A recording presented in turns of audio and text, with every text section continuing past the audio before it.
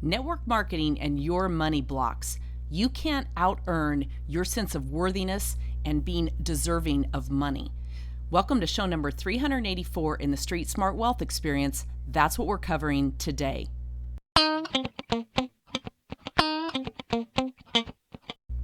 Hey, Wealth Warriors, it's Jackie Elmer here, and welcome back to the show.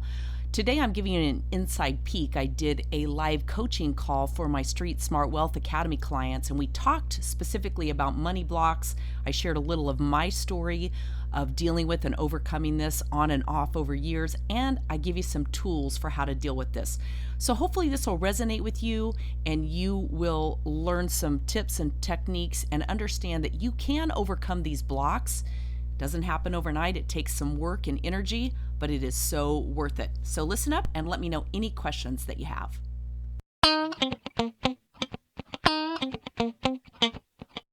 Hey, Wealth Warriors, good morning and welcome to today's live coaching call. Today we're going to talk about money blocks and those challenges that we often have around money, those things that keep us stuck. So let's talk about money. Money and sex. It's kind of funny. Those are like two taboo topics, politics as well, but really getting down to the heart of money and a lot of the blocks that go with it. There's a couple of concepts that come up. It's hard to talk about. First and foremost, we almost never do. Most of us, depending on the generation that you were raised in, but most of us didn't talk about money with our parents. I know for me personally, I never had a clue how much money my parents made, either one of them in their careers, never had any idea. I know I came from a very average middle-class family, and we never lacked for anything, but we didn't have big fancy anything. My parents paid cash for everything my whole life, except for their house. And even that they paid off early. That's just the way that they were, and they raised me with a really good work ethic. But I definitely grew up with some very limiting beliefs regarding money. And you may have as well. So we'll kind of talk about those. We have a couple things that we have with money. We have doubt, we have shame, we have scarcity. And really, when you think about it, money is just an exchange of energy. And I have a philosophy, and I've heard a lot of people, it's not my own philosophy, it's not something I came up with, but the reality of it is you can't over-earn your self-worth, your self-esteem, how you view yourself with regards to money. You've got to work through and shift those limiting beliefs before you're going to get to the place where you can attract money, keep money, and feel very abundant about it. So just a little bit of my story. I mentioned already, I grew up in a very middle-class family. We never lacked for anything, but at about 10 years old, I overheard a conversation with my parents. We had relocated and moved in with my grandparents for probably about a 6-month time frame, waiting on the house that we were buying to become available. I don't even know. I don't even remember anymore, but all I know is we were waiting on that house. And it's kind of funny. Kids say mean things a lot of times, and I have two cousins they're twins, and we are a month apart, literally in age. And so there was a part of us that was competitive from day one. Unfortunately, there was no reason to, but we were. And they were kind of mean to me about it. And they teased me about, why did we have to live with our grandparents? They were their grandparents too, but this whole thing. And I built up a whole story around that, and a lot of shame around that, and a lot of believing and scarcity around, oh my gosh, maybe we're poor.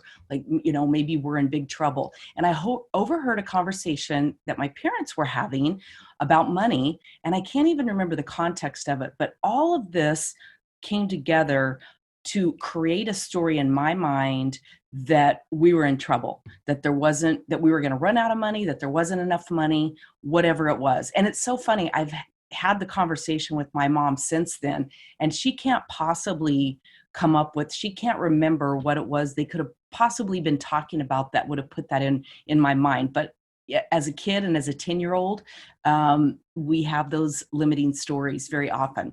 So even though we moved out of my grandparents, moved into our own home, lived there for years, like I say, I never lacked for anything. I had a great life, great childhood. My parents are still married, just celebrated 61 years. So I had a lot of really good stuff around that, but I had a lot of limiting beliefs around money. And then as time went on and I made personal decisions for myself, one of which was not to finish my college education, I created another story for myself that my ability to earn income was always going to be limited by that choice that I had made, because I knew this was in the 80s.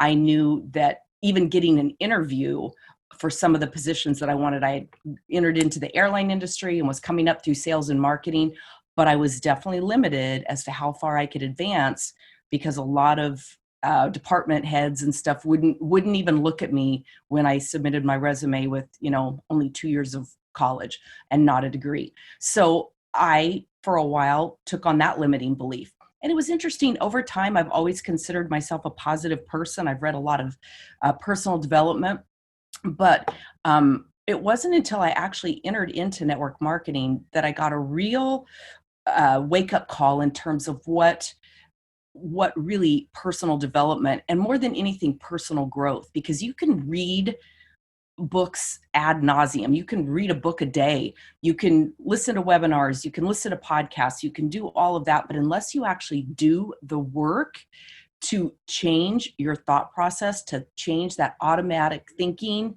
those automatic feelings that come up for you regarding money or whatever the limiting belief is that you have, until you actually do the work, it's very difficult to change that. Now, I did begin to work on that and did change that limiting belief over time in terms of my ability to earn. And I think, honestly, that's one of the reasons that I was attracted to network marketing, even though I had a very negative blueprint around network marketing as well. One of the things that really attracted me is that I knew that my income wouldn't be limited by anything other than my own efforts, my own willingness to break out of that other blueprint that I had, my willingness to break out of that, do the work, and move forward. So it's kind of interesting, but that really attracted me about network marketing, because I knew there were no glass ceilings. I was only limited by my own willingness to do what needed to be done. And so I did go on to become the top income earner in a company, top income earner, honestly, in 3 different companies, not the very top. One company I was the very top, 2 other companies I was at the top level, or right there, and certainly among the top 25 income earners in the company. But the interesting thing is, the one piece that I never let go of was my ability to hang on to money. There was a little story that I had, and probably still have to some extent, that says, you better put some away because you just never know. Now, I've been a saver my whole life. I was laughing with a friend of mine about that the other day, in that I started saving money at about that time, about 10 years old. I was 10 or 11 when my parents opened up my first savings account for me. And whether it was babysitting money or when I went on to get a job or whatever, I always put half of it in my savings account. So it was funny, when I got married, my husband was shocked that I had so much money that I was bringing into our marriage at age 25, back in the 80s. It's kind of a funny story. So anyway, but I just have always had a little bit of that sense of, when the shoe drops, like, it's good now, it's good today, good for you, but be prepared and plan. Now, I'm not going to say there's nothing wrong with planning. Certainly there is. And the mental security, the peace of mind that it can give you to know that you have a cushion and that you're not going to lose your house and a lot of those kind of things is important. But I believe that mine was to a stronger degree than that. So that's just a little of my story. So it's kind of interesting in that we have a lot of things that come up for us regarding money, and we all have a money blueprint. And the reality of it is, just like I was sharing my story, your money blueprint is most likely not your fault. It really isn't. Now, it's your fault if you choose to stay stuck in it and don't do the work, because you can overcome it, but it's not your fault. We're conditioned from childhood, from our surrounding environment, sometimes teachers, all the people that have influence over us from the time we're born really and truly help shape that money blueprint. And unfortunately, as we all know, we aren't taught in school. We aren't really given, we're certainly not taught entrepreneurship. We're not really taught about balancing a checkbook or saving or retirement or any of the different things with that. We're taught to go to college and get a 4-year degree and get a good job and, we basically leave it to our HR department at some point to advise us about some of that stuff. So it's not your fault that you've inherited this belief system. So what we have to do is we really have to dig down into what that belief system is, and we have to think about what that money blueprint has been telling us, because that money blueprint controls so many decisions that we make. It controls so many thoughts and feelings that we have throughout the day. I remember reading once, it was a blog post by a friend of mine talking about having a fight with her husband, and the fight that they were having really wasn't about, the dirty laundry on the floor. It was about the scarcity of money, really and truly, when it got down to it. It was so funny the way she kind of drew it out in terms of when we really stop and think and delve down into our thoughts, our feelings, our emotions, our actions and reactions around things. Very often the thing that we think we are frustrated about or angry over or upset around, if we keep digging down further, there's an underlying belief that really has nothing to do with that thing that we think that we're fighting about. It's just the catalyst that kind of has made all of it come up. So it's really important to begin to think about your blueprint around certain terms and philosophies. So if you have a piece of paper, I encourage you to grab one, if you don't, and a pen, and let's write down a few terms. First and foremost, I want you to think about money, just the word money. What's the thought or thoughts? It could be more than one. What are the thoughts that come to you around money? So take just a minute to write those down, just the thoughts that you have when you hear the word. And then from that thought, I want you to just pause for a moment and kind of clear your mind. What is the feeling that comes up for you around just the word money? And where do you feel it? Where do you feel it in your body? That's the thing with feelings. So thoughts are the language of the brain. Feelings are the language of the body. And feelings and emotions, there's a mixed bag of jurors out there, whether it's the same or slightly different. I kind of categorize them the same because I know when I'm feeling something, I can always tell where I'm feeling it in my body. For me, it's typically right in my gut. It clenches, or I get that feel like that electrical current, and you may know what I'm talking about, that kind of washes over me. That's almost like shock or fear. I mean, it's just a feeling that literally starts up here and kind of drapes its way down. And it's different. A lot of people feel it like in their head. They'll get a headache. They'll feel it in the back of their neck. They get a tightening in their shoulders. A lot of different things for a lot of different people. So think about what that is for you. So just thinking about your thoughts around money. And then some other pieces of the blueprint that often come up are deserving. Do I deserve the money? Am I worthy of the money? And so again, do a thought download around those words with money. What are my thoughts around me deserving money? What are my thoughts around me being worthy of money? Now, it's interesting. My husband has always had a positive money blueprint. I mean, certainly we've had times when we've looked at the budget or trying to figure out this or whatever, but for the most part, I've never heard or had an experience of him feeling fearful about what was going to happen, fearful about the future, fearful about our ability to pay the bills or any of that. And that's helped me a lot, just being around him and being aware of conversations that we don't have because he's not in that space, conversations that are going on in my mind. And then when I just even will start it with him, I realize he's on the steady. He's totally on the steady with it. And his confidence in his own ability to earn and provide and, be a bootstrapper, do whatever has to be done is very settling and calming for me.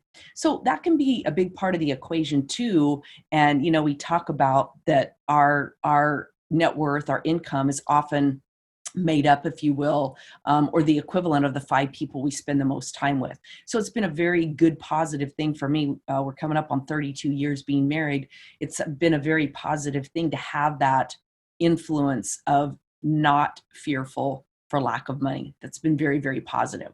So ultimately, we have these beliefs around money, our worthiness, our ability to deserve money, or how we feel about that. And it is a belief system. And I don't want to get too scientific technical here. And you've probably heard the term neuroplasticity. I don't always even say it right. But basically, that just means the ability that you have to bend and shift your mind, your thinking. We have experiences. We still come from a very primitive brain. Our brain's primary first purpose is to keep us safe and alive and out of harm. And so it defaults to old stories and patterning that we have from the past to try to keep us safe. And it's up to us to really become intentional thinkers and rewire that. And that's why I'm such a big proponent of a morning daily thought download. Now, as I share and have shared, I do mine for 5 minutes most of the time. Okay, that's always my goal. Sometimes it's 30 seconds. Sometimes it's a minute. Some days it doesn't get done, but that's always my goal, is to get back on track with that daily thought download. Just check in on my body. What's important to me today? What's going on? What are those thoughts that I'm having? What are my feelings around them? And what do I need to look at for my big picture for today to get me through in the most positive way so that I can check the box of being accomplished at the end of the day? So what do I really need to work on with that thought download? The reality of it is, we create money, we create our success, we create all of that in our mind first. And when you think about it, you know this to be true because everything that you're experiencing, including watching this Zoom call or watching the replay, you're either on your smartphone, you're on a computer, you're on some type of device that's connected out there in this thing called the cloud, and it's coming into your house and it's going out here, and I'm going to upload it and store it out in cyberspace, and you're going to be able to download and watch it and then leave a comment or ask a question. And when you think about all of that, all of what goes on, it's pretty crazy, right?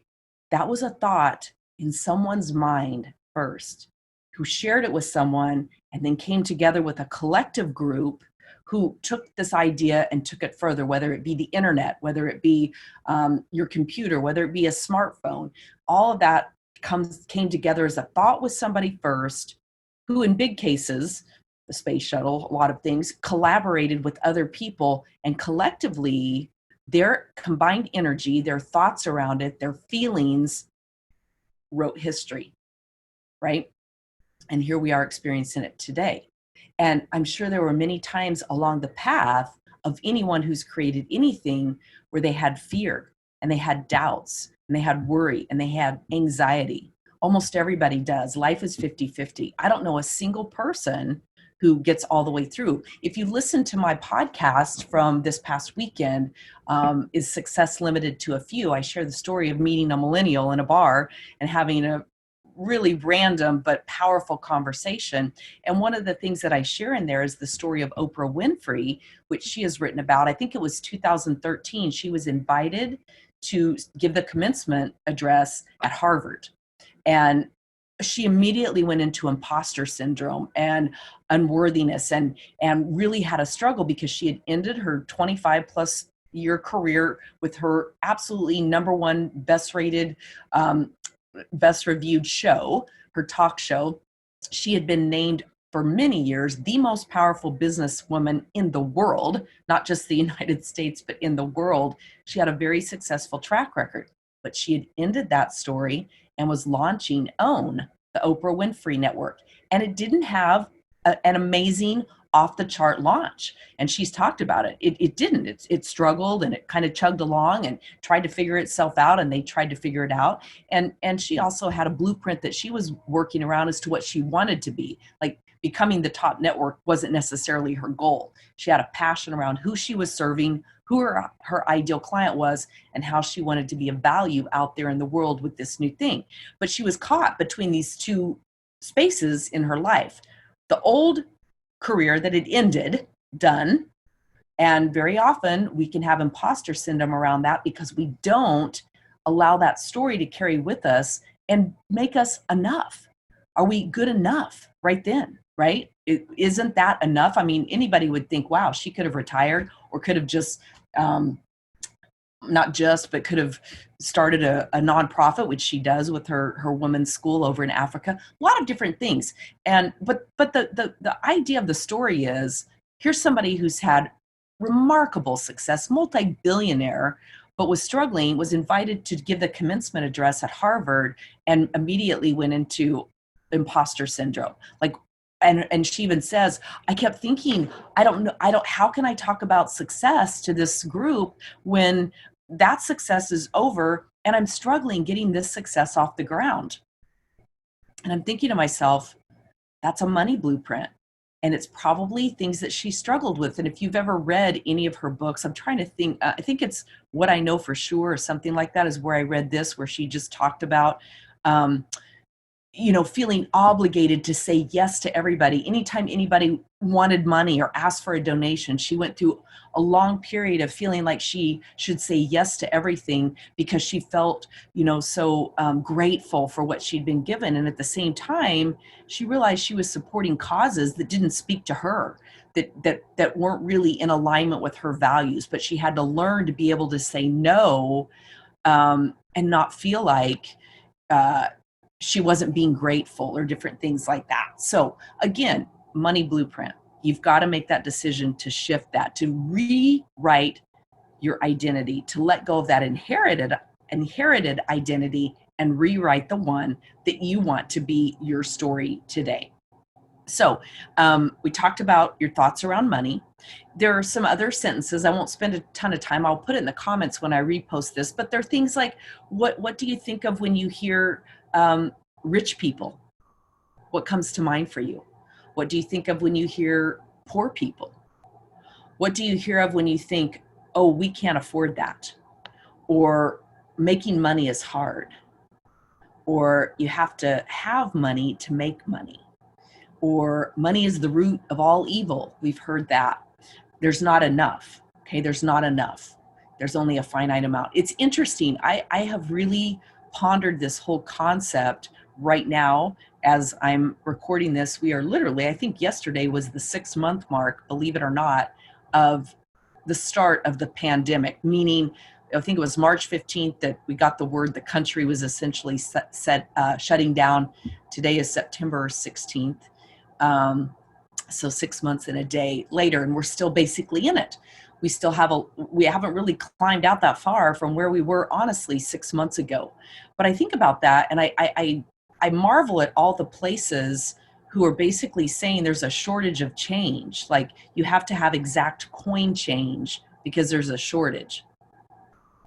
Why? Did all the money fall into the sewer overnight? Like, what happened to all this printed, if you will, what happened to all this money? Where is it? Are people hoarding it like toilet paper and rubbing alcohol? I don't know. Maybe, because I just keep thinking to myself, well, the pandemic didn't automatically like take money out of the pool, right? Whatever was already created, whatever was already out there in the universe is still in the universe. But for some reason, there's a shortage. How does that happen? I don't know. I'm very confused and puzzled. Maybe you know. And if you do, certainly let me know. You can put it in the chat box, or you can type it in the comments afterwards when it's posted, whatever. I'm very fascinated by that whole concept.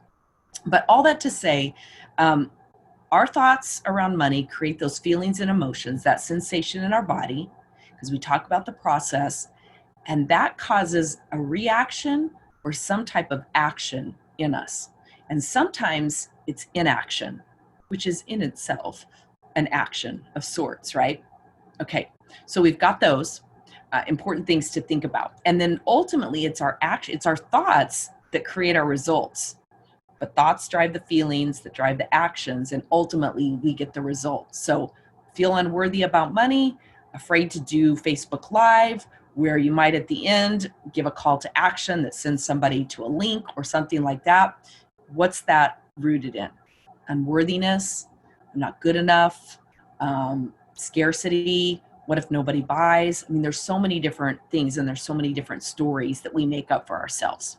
And I think I believe that a lot of experiences around money with certain groups come from maybe a religious upbringing where we are taught things from the Bible, biblical things, right? Like money is the root of all evil. Now, I didn't grow up with any of that, although I remember my dad always saying, like, he would look at a big old mansion kind of house and say, my gosh, I wouldn't want to live in a house like that because all you do is spend all day cleaning it. And I'm thinking to myself, even back then, no, if you could afford to live in a house like that, you would have maids and servants and butlers. I didn't call it a cleaning lady back then. I didn't grow up with one, but that's what I called it in my mind, right? So it was like, well, if you could afford a house like that, then you would have, butlers and servants and maids and all that type thing. That's not where my dad was coming from, though. So the thing about money is, and I think the shift of that is that money does not define who you are. You've defined who you are based on a whole set of other things. So money either shines a light on it, money will shine a light on it one way or the other. If you already have bad intentions and you get money, you're not necessarily going to do great upstanding things.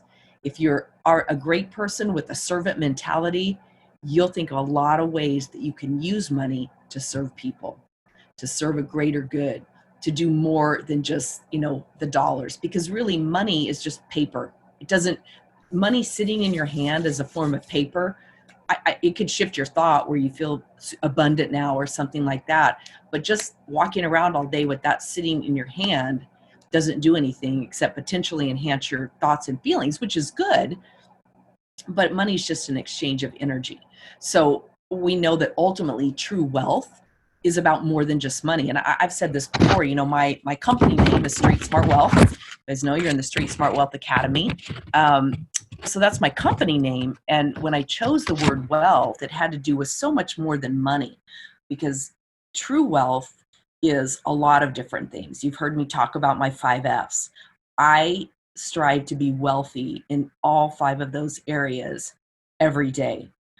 Some get the box checked not every day, but it rotates. Like some days I may be a little short on fulfilling a relationship goal, a friend or family goal that I have. Those days happen. Some days I don't get my workout in, or I don't eat as well, or I do both. I bomb my diet and I bomb my workout, and I'm just kind of in sludge mode. And so that part of fitness doesn't get checked. But overall, day in, day out, my goal is to have wealth in all of those areas. And I believe that having a wealth-oriented mindset around other areas opens us up to allow the financial, hard, cold cash part of money to come into our lives.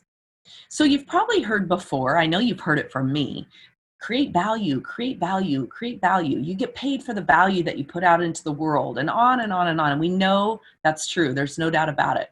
You do get paid and create value around, or you get paid based on the value that you create. And so I started thinking, because sometimes people say, I don't know what you mean by value. So I came up with a list of words that mean roughly the same. They're synonyms for value. So impact. It's the impact that you put in the world. We talk about your ideal client, their biggest challenge, and how you serve them. Okay, because making money really is about serving your tribe and providing that value to where they joyfully give you money for that. And that's what you want, is that win-win. So value is about creating impact. It's that question that your ideal client is always asking, which is, what's in it for me? It's the benefit that you know that you can provide them. It's the significance that you can make in their life. It's how you can be useful, how you can be educating, how you can be practical. What's the gain that they're going to get? So begin to make a list of words for yourself in terms of what value means for you and how you want to put that out there into the world. So begin thinking about that. Now, I also really believe that being intentional with what we do and how we provide impact can be a huge tool to release us from some of the limiting beliefs around money. And what I mean by that is, I come mostly from the network marketing space. Most of you know that. Not everybody is in network marketing in the academy, but everyone is a solopreneur of some type. And basically marketing is marketing, building your tribe, building the awareness. The things that we do are going to be largely the same, whatever it is that you're pursuing.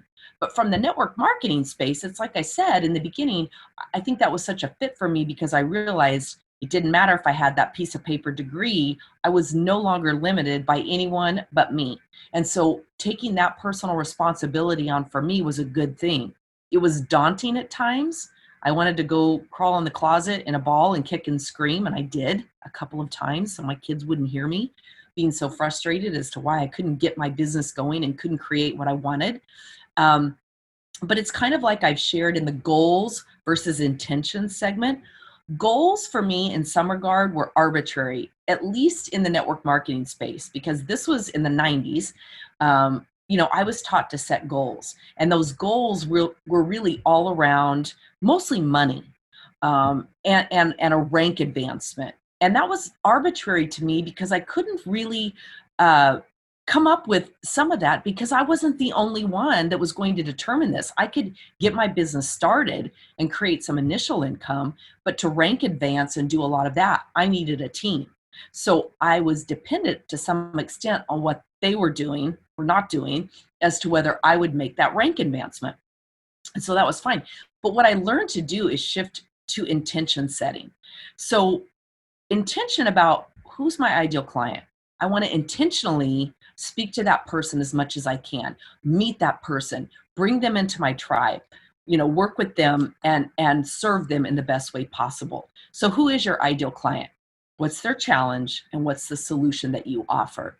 And when you can really hone in on that and truly showing up in a way that gives impact and value and comes from the heart and comes from a true serving mentality, there's no way that you can help but be successful. The money is going to show up when you do that.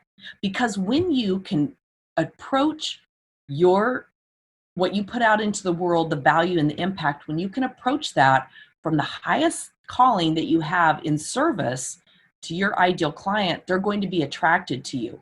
And you're going to feel abundant doing it because it's going to feel good. We all love to be helpful, right? You ever, whether it's a recipe or somebody needs a ride to the airport or whatever it is, there's so many different things. We love to be helpful to people. We love to know that we've been of service, we've made an impact, we've increased and improved something for somebody somewhere. We love that. So when you can approach your marketing and your follow-up and all that you do in your business from a place of true service, the money's going to show up. And that takes you out of being so concerned about your worthiness and deserving of the money. Does that make sense? I hope it does. And if you have any questions or thoughts about that, put it into the chat and I'll open it up here in a minute for any questions or comments. But those are really, that's really the key of what I wanted to get to. There is a great book that's out there called The Soul of Money. And I think her name is Lynn Twist. And it's really, really good. She approaches money and thoughts around money. And she worked for a nonprofit for years, a high-end nonprofit. She wasn't giving her time away. She was being paid. But she talks a lot about the energy of money and a lot of the myths that we have thinking, kind of like Oprah and kind of like me, having made really good money and then having still that scarcity of what if it goes away, those different things. She talks a lot about that part of it, that it doesn't matter what level you get to some extent, we still often struggle with our concept around money and whether money's good or bad and whether we're worthy or deserving. So really spend some time with that. And if you find that money is a trigger for you, if you find that you have a set belief system around what you're capable of making, I really want to encourage you to spend the next 30 days every day doing a thought download on money, your thoughts around money, what comes up for you, and then pick those top ones and get in touch with your feeling and get in touch with the story that you might be making up about that. I'm not worthy of money. And the story that I'm telling myself about this is, and like for me, it would be the story that I shared early on of my childhood, of overhearing my parents talking about something that they don't even remember anymore, that I made into a story that wasn't even factual. So, begin to think of those things for you. What is that story you're making up?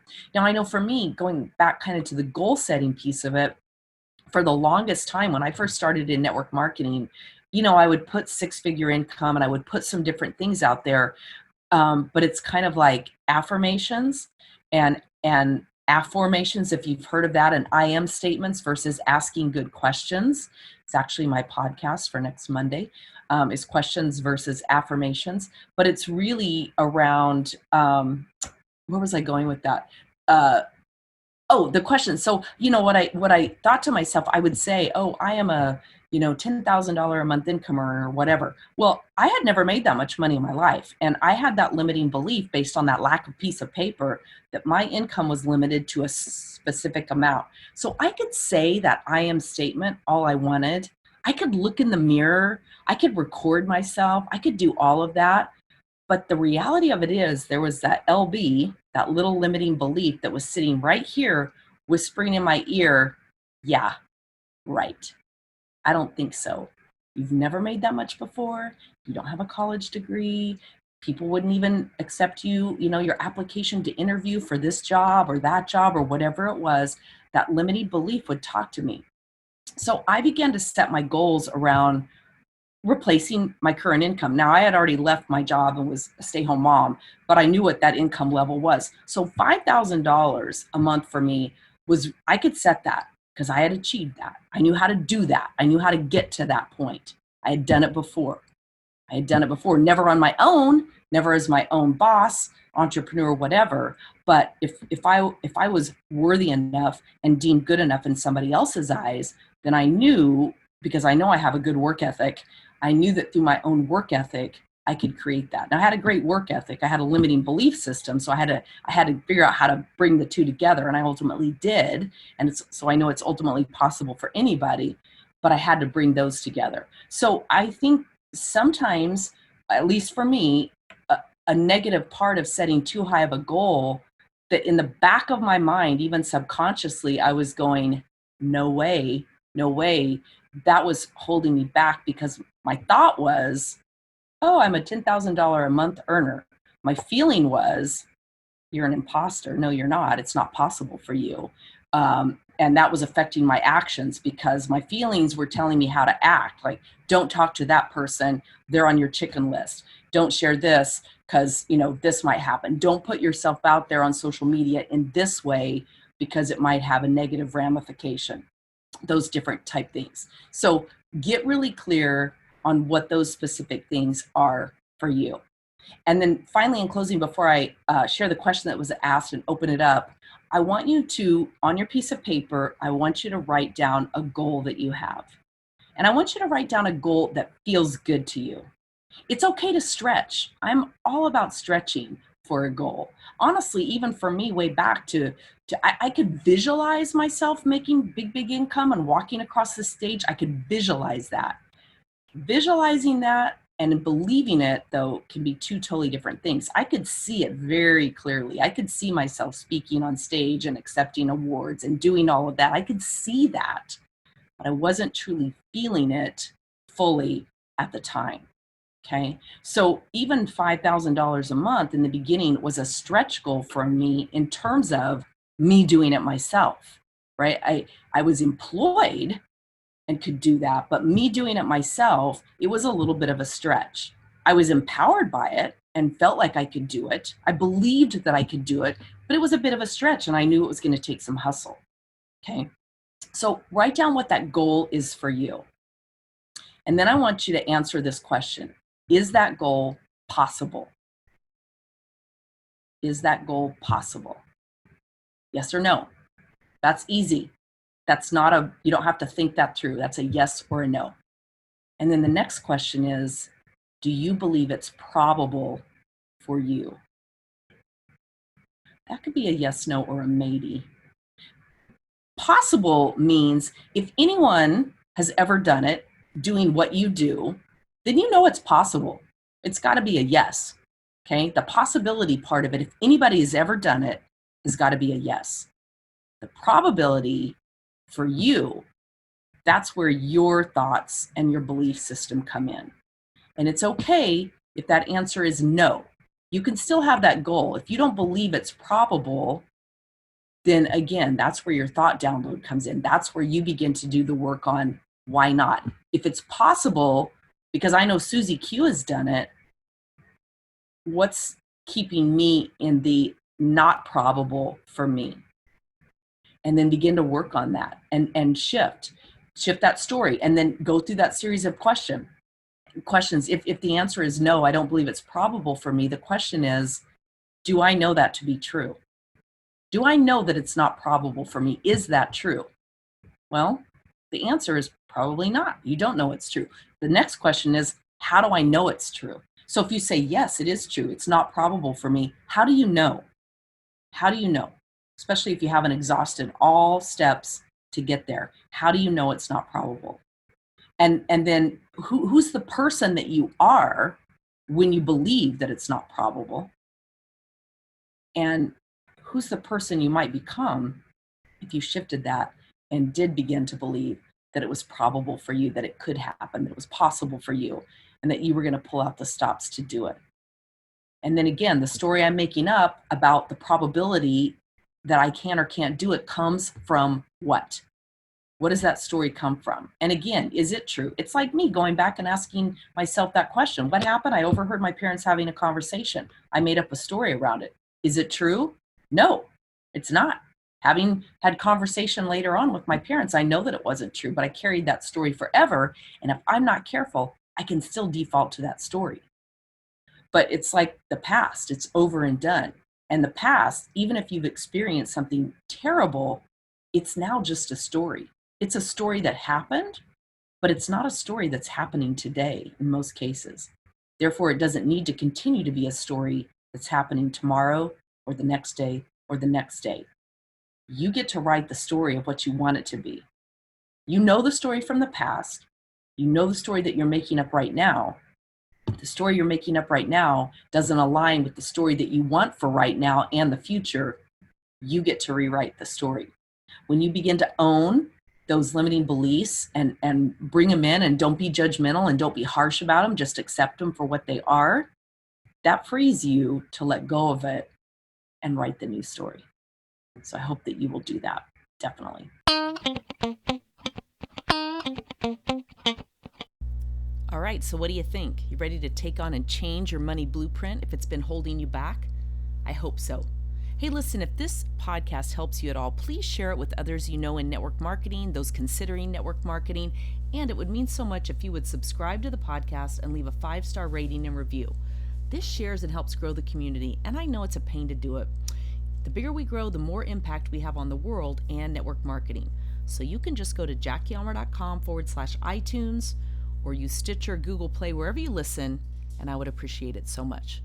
Until next time, remember this: hesitation never cashed a check. Good luck to you in your business.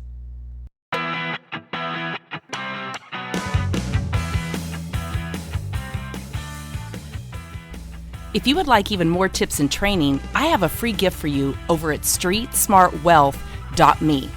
It's my guide, Unleash the Power of Social Selling.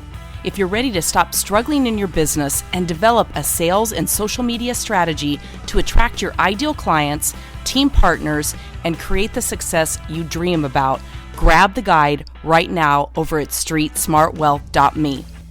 You'll find more on my blog at streetsmartwealth.com, as well as my Facebook group, streetsmartwealthschool.com, and follow me on Instagram at Jackie Elmer. And make sure you learn more about the Street Smart Wealth Academy over at streetsmartwealthacademy.com. I'll see you on the next show.